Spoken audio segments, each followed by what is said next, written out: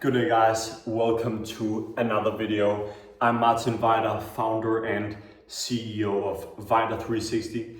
We do infrastructure inspections with drones, so we capture thousands of images and after that we stitch them into 3D models that can be assessed by infrastructure owners. They can zoom in and see the exact state, the exact quality of the bridge in the 3D model. Over the last couple of months, I've got tons of questions asking how to create proper 3D models of bridges when you don't have R2K under the bridge.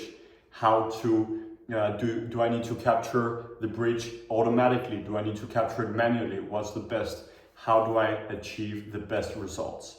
So that is why I will walk you through exactly how to plan your flight route. Should you capture manually? Should you capture automatically?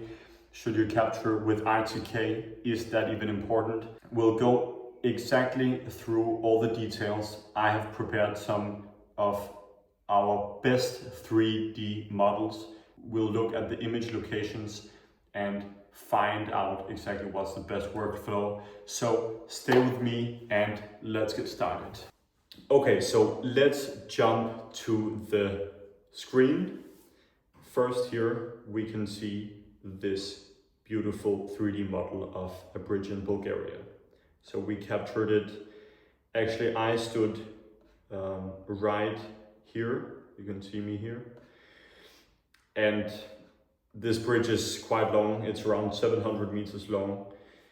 Fortunately, I used R2K. I managed to connect R2K via the internet.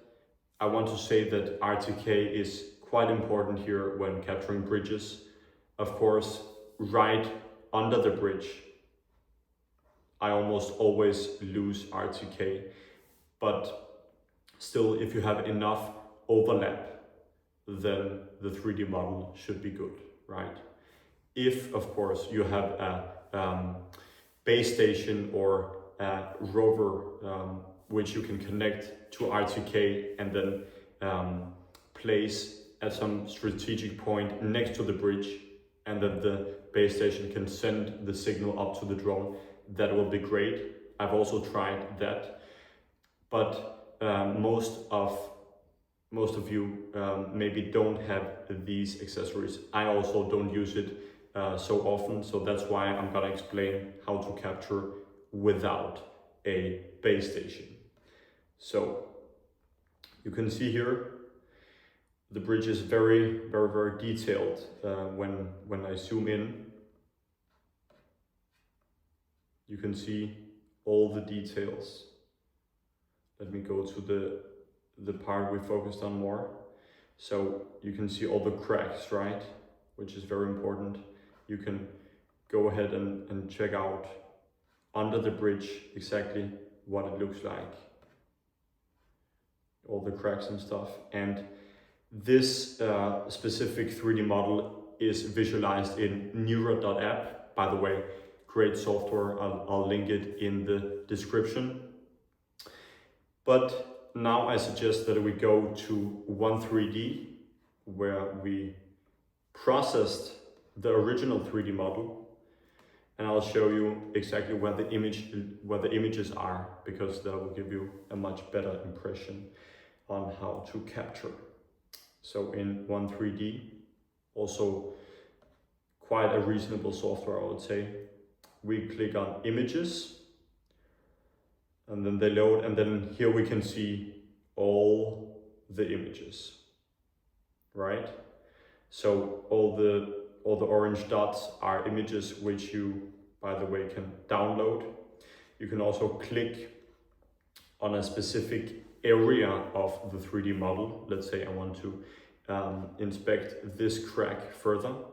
So you click on it, and then the software automatically selects all the images that point to that crack, right? Okay, now actually it thinks that the crack is under the bridge. So let's select another point. Let's say we want to inspect this one. And then the software selects these images, right? And then you can go ahead and zoom in and see really the details. So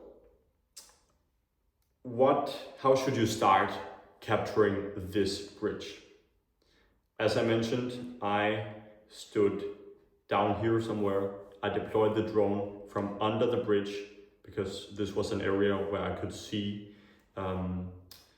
I had a good overview of pretty much the entire bridge, and also I had visual line of sight when I was flying the drone straight under the bridge, right? So that's very important because honestly, I have crashed sometimes. I don't know why, but I definitely wouldn't have crashed if I had held visual line of sight. So first, it depends on what drone you have, but I specifically have the DJI Matrice 4E, and we use that one to capture this bridge. I would do a couple of flyovers where you just capture very consistently with the drone and the camera pointing 90 degrees down, right?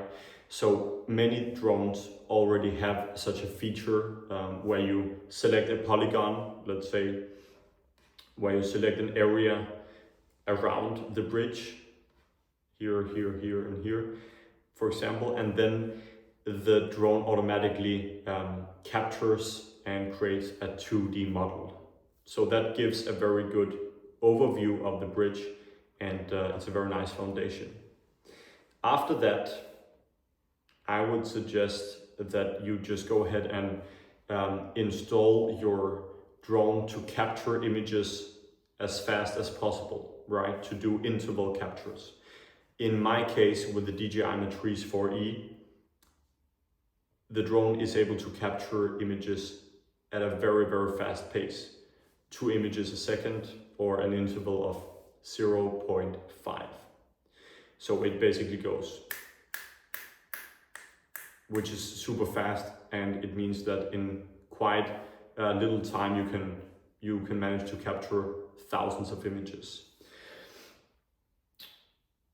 After creating the 2D model, the 2D map from above, I would go ahead and do these lines. You can see from the image locations, you can tell that I have flown this bridge 100% manually. And that's simply because I feel I have more control, right? And sometimes vehicles are passing over this bridge, and if you do an automated flight route, then sometimes the drone could risk not to detect these vehicles, and it could potentially result in a crash, which we of course don't want to do. So that's why we capture manually. You have more control, you have more adaptability. And yeah, after the 2D model, I would go like this. So you can see this line here, right? Shows exactly how I've started, tilting maybe 45 degrees down, and then just flying sidewards along the bridge. So you get, so you tie the 2D model, the 2D overview from above, you gradually start tying it with the underneath part. So if we click on one of these images I've taken here, you see, 1 second.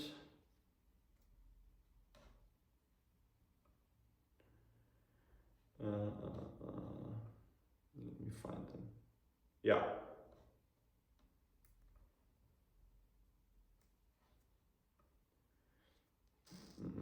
Yeah, so you can see this maybe a tad close, so you can also take one linear where you just fly sidewards, pointing the drone 45 degrees down exactly toward the bridge.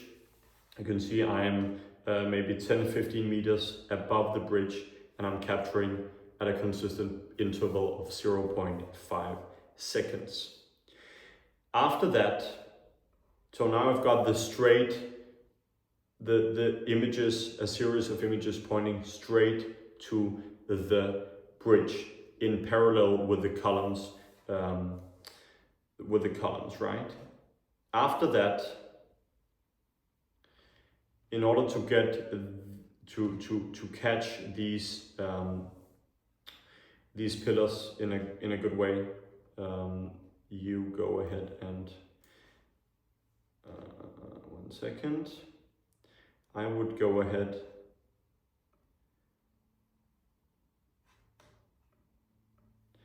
and capture pretty much the same path but sidewards. So you don't capture straight toward and in parallel to the columns, but you capture from the side. You just capture from the side and keep going along the bridge, and that is some very important information which the software will need after that to align the columns in the right way. So you can see here, very consistently we keep capturing a bit from an angle. So now we've captured one straight line with the drone pointing 45 degrees down the bridge. We've captured one line with the drone capturing from an angle, going toward one side of the bridge but pointing toward the other side. Now we do the opposite accordingly. So you can see first we captured with the drone pointing to the left side, and now we go ahead and create the same path but with the drone capturing to the right side and flying to the left side, right? So you get a very detailed capture of all the pillars and the bridge in itself.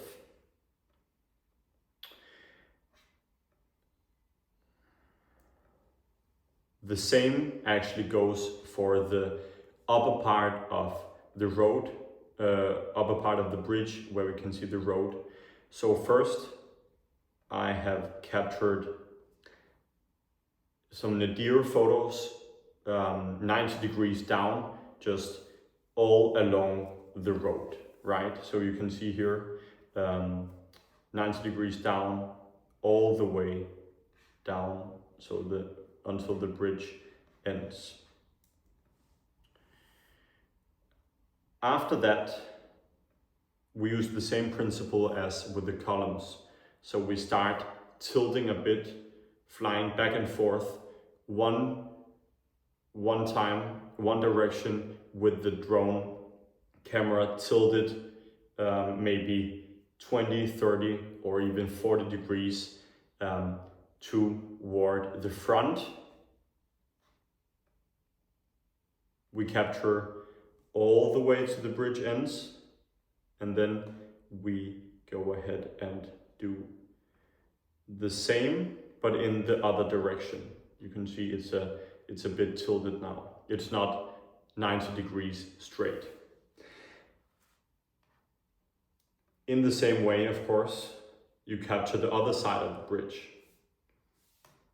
And now we start getting even closer to the bridge, right? So we have to, probably the most critical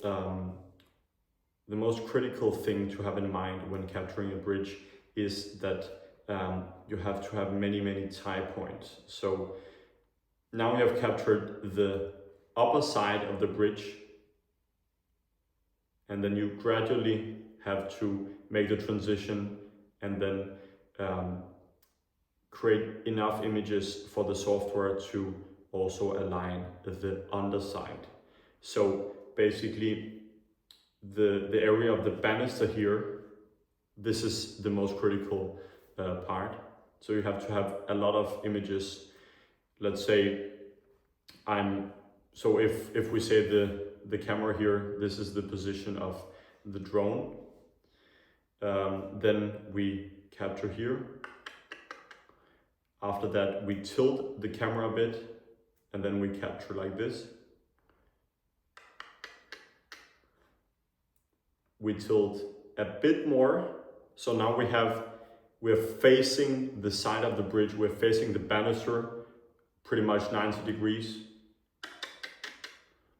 We're capturing, and then now we are starting to get a bit under the bridge.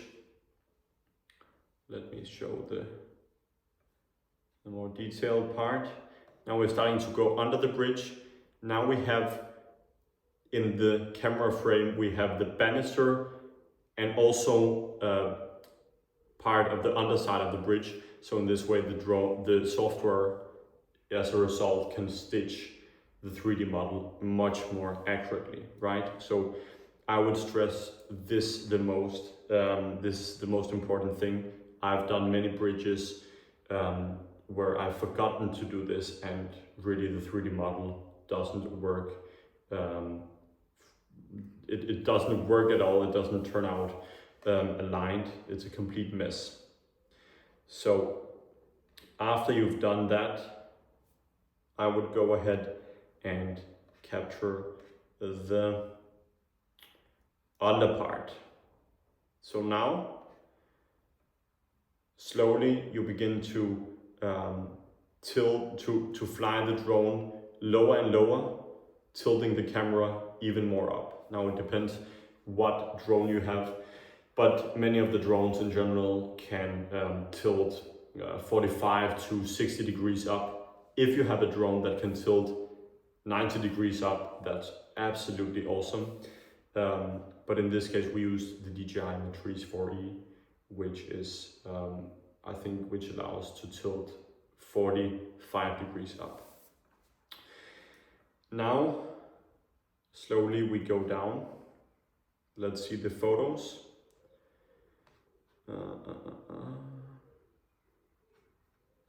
Yeah, this was quite close, but yeah, okay. So you can see, if you can see here, this line, this flight path, I've tilted the camera up quite a bit.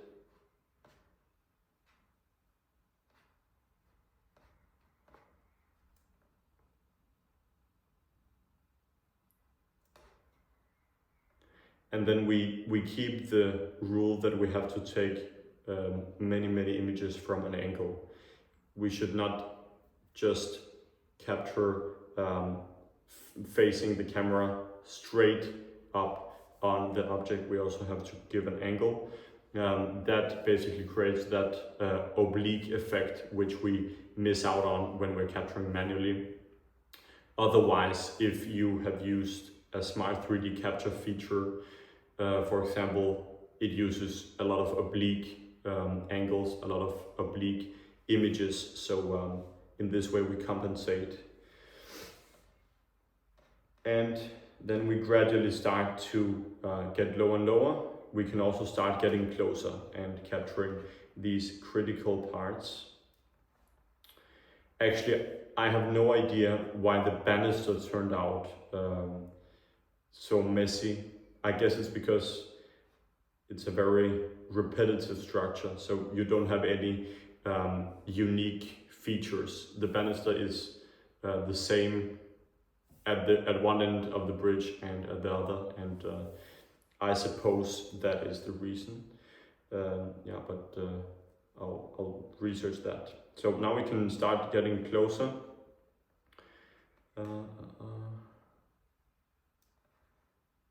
Yeah.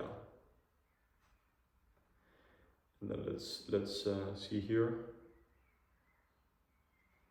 For example, this image. This is 1 or 2 meters or maybe 2 or 3 meters away from the bridge, and it points straight to this side part of the road. After that, now it depends what form and what pillars the bridge has, but in general, this bridge luckily had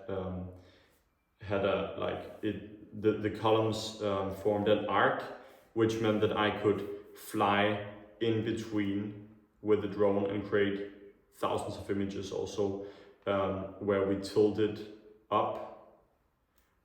So let me show you the photos.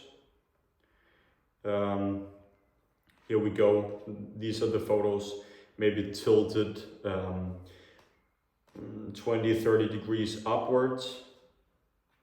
So we do that one time. We go from one side of the bridge to another, like this. We're still capturing 2 images a second, like this. The camera is pointing up in this way. So now it's time to turn. By the way, I haven't captured these parts of the underside on purpose because I didn't have time, so I focused on one area. But if you need an entire model, of course, you should just capture more images. So now I go ahead and fly this way, capturing. I'm continuing to capture. Let me change, because this model is a bit more clear. Yeah, we continue to capture facing this way. Sorry.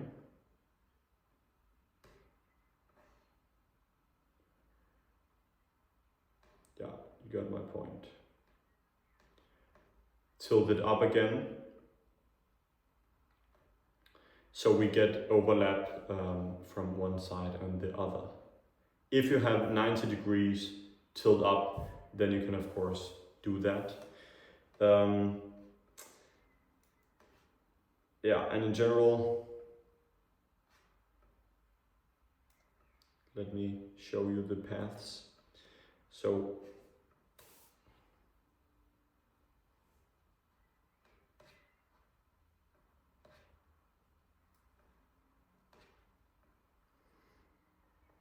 you can see we've flied maybe 5 paths under the columns, under the arcs, some pointing up.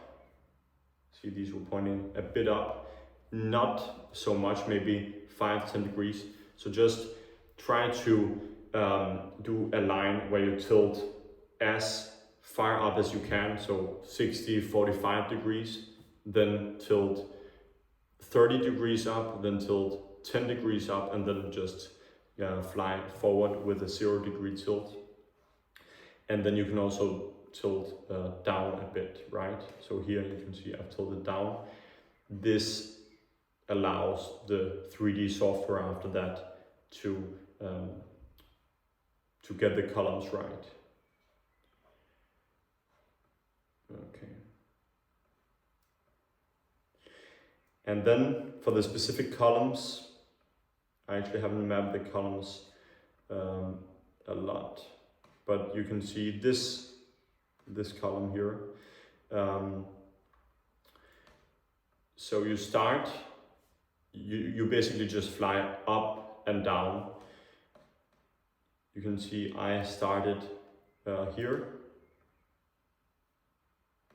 at the top, and then I gradually moved down,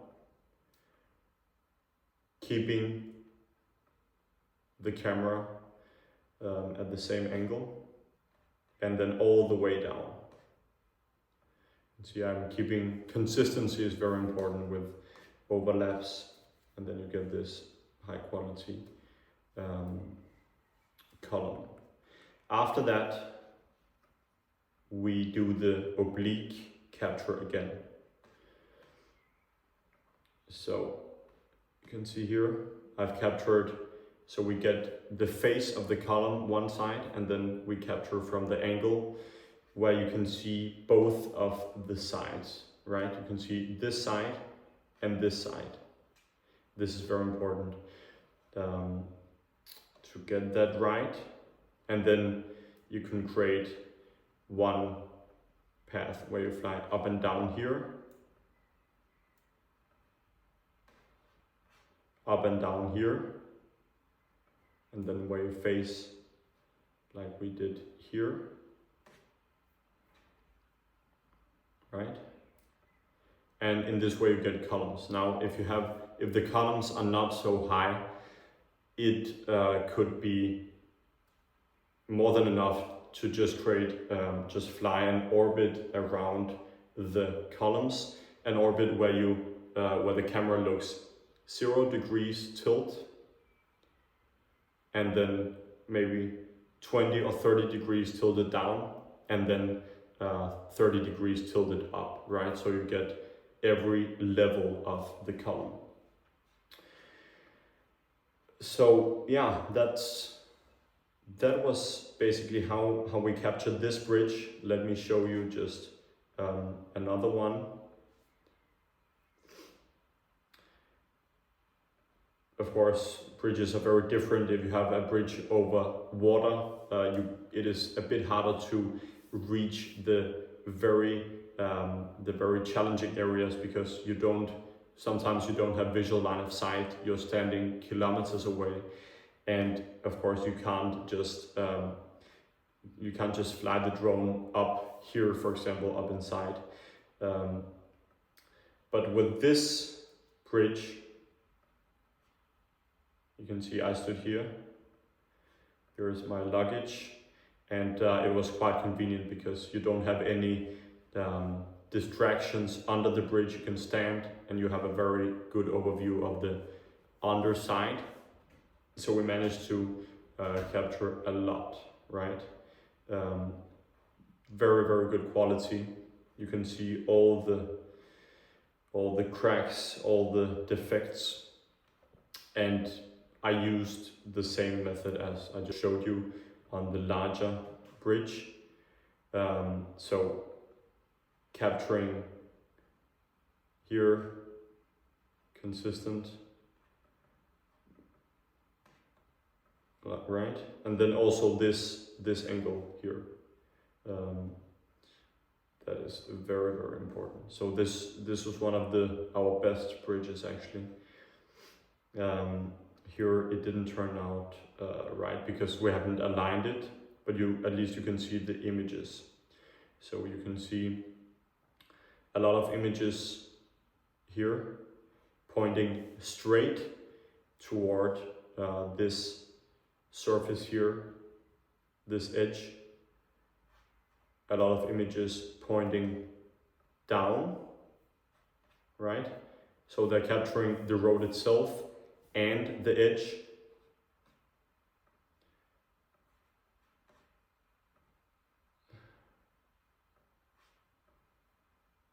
After that, you have a lot of images pointing slightly up. You can see that capture the edge and a bit of the underside. So that's basically one of the most important things. So I think that was it, guys. I hope this video was super useful.